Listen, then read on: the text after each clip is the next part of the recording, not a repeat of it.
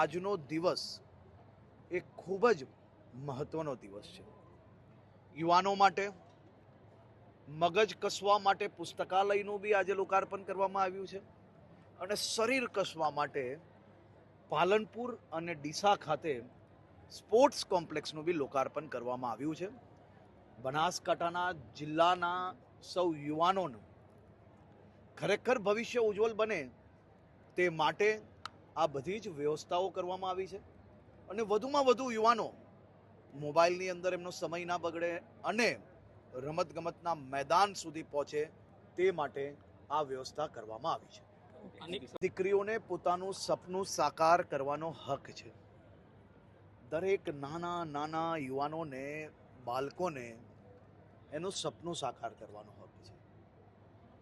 ભણતર સામાજિક રીતિ રિવાજ જોડે જોડે જો પોતાના પરિવારનું, ગામડાનું, તાલુકાનું, જિલ્લાનું, રાજ્યનું ને દેશનું નામ રોશન કરી શકતા હોય તો એવા દીકરા દીકરીને આપણે આંગળી પકડીને ઘરે બેસાડવાની બદલે આંગળી પકડીને એને રમતના મેદાન સુધી પહોંચાડવાનું ખરેખર ભગીરથ કાર્ય કરવા માટે સૌ સમાજે આગળ વધવું જોઈએ. વલસાડ જિલ્લાના એક નાનકડા ગામના ગરીબ પરિવારની 6 વર્ષની નાની એવી દીકરી પર દુષ્કર્મ ગુજારનાર દરિંદા રઝાકને આજે વલસાડ કોર્ટ દ્વારા ફાંસીની સજા સંભળાવવામાં આવી છે.